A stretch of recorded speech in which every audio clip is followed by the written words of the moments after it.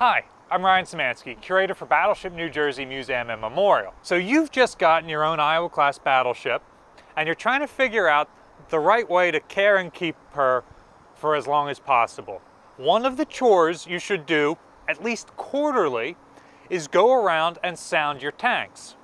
Now, Iowa-class battleships have somewhere between 300 and 600 tanks and void spaces and other things like that around the ship. About half of them were liquid loaded, used for holding fuel, boiler feed water, drinking water, just saltwater ballast, you name it. And then the other half were voids used for counter flooding if the ship starts to list because it's been hit by a torpedo or something. As a museum ship, almost all of them should be empty. Battleship New Jersey is very fortunate in that when the museum was first set up, we had the money from the state to be able to go through and clean out all of our fuel tanks. So this means that any residual fuel that was left in them was gotten out at that point. This is very important because if something happens and we have to weld onto, say, the outside of the ship where there's a border to a fuel tank, now we know that that tank is clean. We don't have to worry about cleaning it out so that we have a fire issue when we're putting all that heat on the outside of the shell plating. Another issue is ships rot from the inside out. They don't rot from the outside in. The outside of the ship is well painted. These fuel tanks, who knows when the last time they were painted was. And there's all sorts of plumbing that goes into these tanks for getting the fuel from fuel connections up here on deck. I don't see one nearby. Here's a water connection right here. This plumbing runs down the ship. And then as it is filling up that tank, you'll notice the tank also has a J-pipe next to it. That's for the air to escape. Well, these are not made out of armor plate. We've talked about how the plumbing fails 1,000 times on this channel.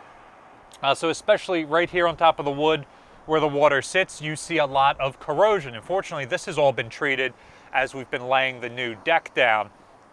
But in places where we still have the rotting wood there, that's rotting away the steel as well, which is then allowing water to get into these tanks. And if we don't sound the tanks to find out what's in there, we could have these tanks filling up and rusting and us never knowing it. So for us, we do this about once a quarter. When the ship was in service, because many of these tanks held fuel and we don't just have a fuel gauge on them, it would have been the job of the runner of the watch, and there would have been several runners of the watch on the battleship, to go around and sound these tanks periodically and see how much fuel has been used. And that way you know what your fuel efficiency is and all that. We've got tons and tons and tons of fuel tables for this ship.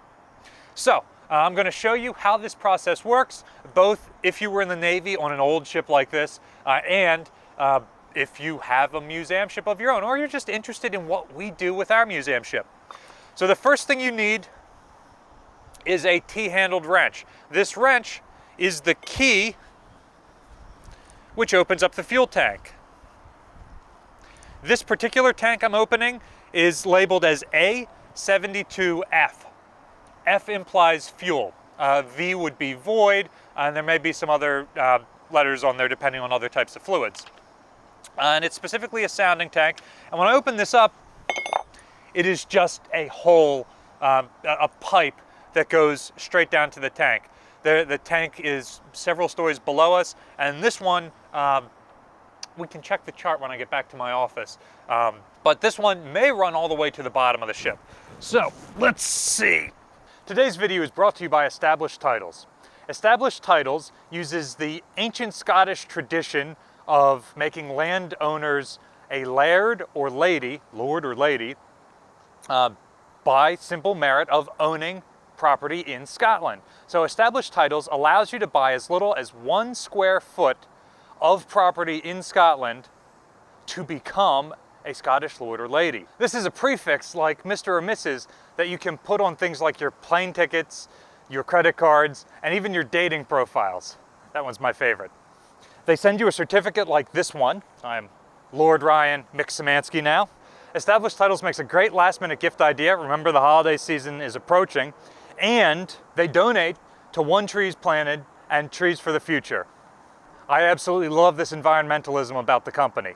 Remember to use the discount code Battleship to get 10% off your next purchase, and the first 200 people who purchase will get a plot right next to mine in the same kingdom. Established Titles makes a great last-minute gift, and they're running an amazing sale right now in addition to our discount code, so go over there soon. Go to establishedtitles.com/battleship and use the discount code Battleship to get your gifts now and support our channel and our museum. You need a plumb bob like this one, so it's got a weight on it, and then it's got basically a measuring tape that we can put down. And this plumb bob is already clean, but you would use a rag to clean the end. Maybe the last tank had some water in it. You don't want that to confuse you in this tank. And the weight makes it want to just drop down. So we play it down until we can feel it hit the bottom. This is a deep tank. All right, you notice that now we lose tension on it. That means we've hit the bottom. So let's see how deep this tank was.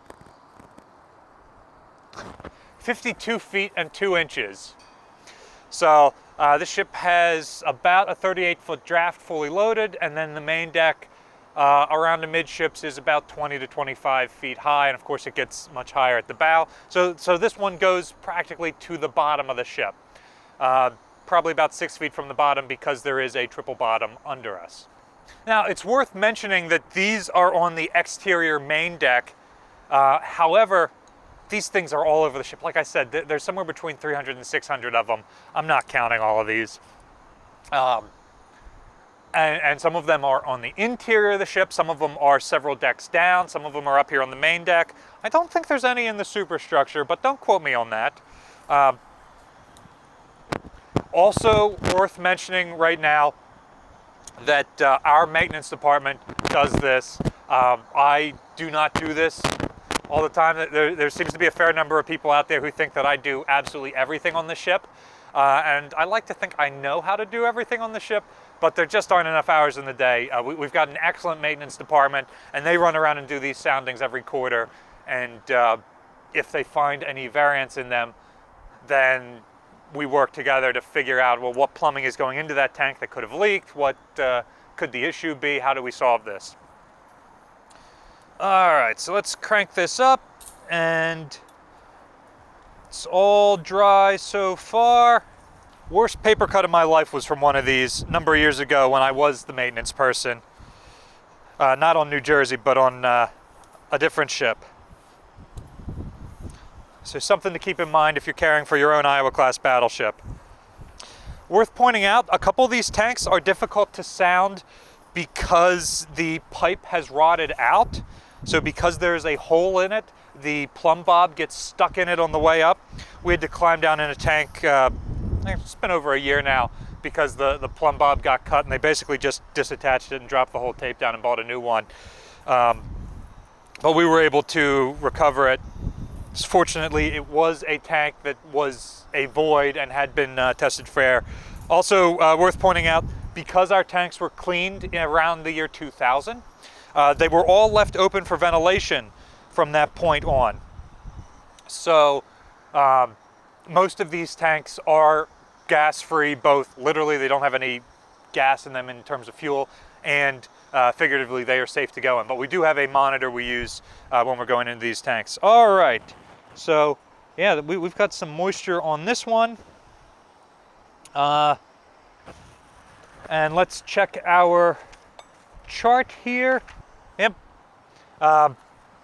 We're supposed to have about a foot of standing water in this tank, which is what we're seeing here. So that's perfect. It means that the level hasn't changed any.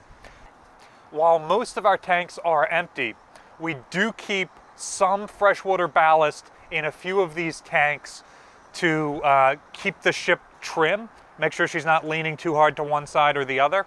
And do you want to know what my first indication is when the ship is leaning? It's what my office door does when I open it in the morning. If it stays stationary, it means that we're probably pretty level. If it swings open or closed, it means that we've had some trim issue overnight and we got to go out and sound and see what happened there. So there's some really easy indicators for that sort of stuff. Now let me clean this off before we do our next sounding. So in some instances, the trim issue is because we've taken on water. It's never been outside water. It's always been rainwater coming in from a pipe that's wasted out or something like that. But we've also had issues because we added new macro artifacts to the ship. When we added the helicopter on the starboard side, we started to tip this way. When we added the 40mm gun and the captain's boat to the port side, we went the other way, and we had to put water in a starboard side tank to level it out. Some of it is just Iowa-class battleships are not balanced. If you take all of the stuff off of the ship except what's attached down, the ship will ride about 10 feet higher in the bow because of all of the weight of armor around the steering gear at the stern of the ship and because it's a much wider space. And it will tilt a little bit to the starboard side because they've got the refueling king post and some other things added on the starboard side and nothing on the port side. They're asymmetric. Now, another important thing is some people seem to think that these are good souvenirs. So especially in our encampment spaces, it seems like some of the scouts have taken a fair number of these. So it is always worth cranking these down when you're done. All right, so we've looked in this tank. We have found that there is liquid in this tank. Let's go look at what this tank is and how we can figure out how much water that is.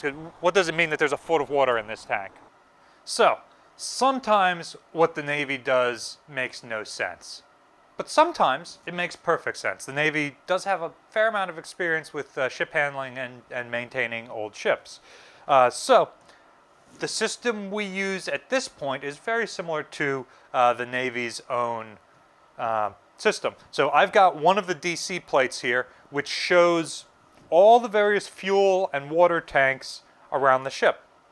And it's even color-coded to say what should be in it. So this orange back here is the JP5 storage tanks.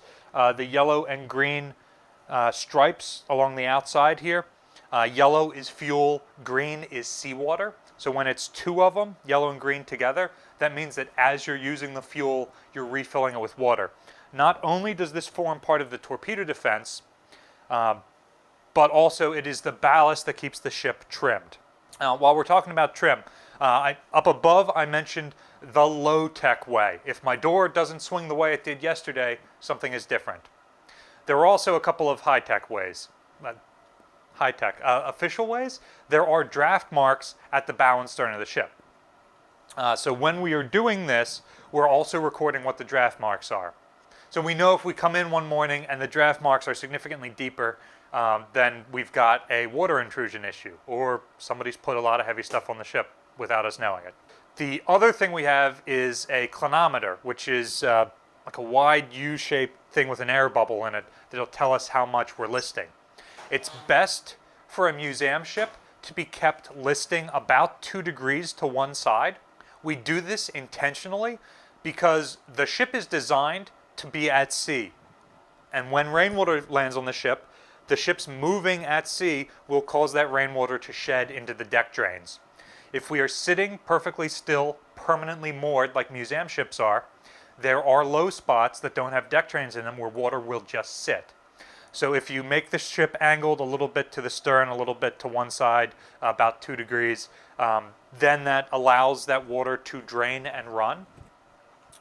So most museum ships will do that. You won't see a perfectly level museum ship because that's bad for the long-term preservation, if you can believe that. So back to our thing. We're looking for tank A72F. This is the sheet I keep in my office that I have all the tanks that, hey, in some cases the tube broke. So I've just got them circled here so we know where they are so we can go and find them. That's a winter project. During the summer, we're outside painting the ship.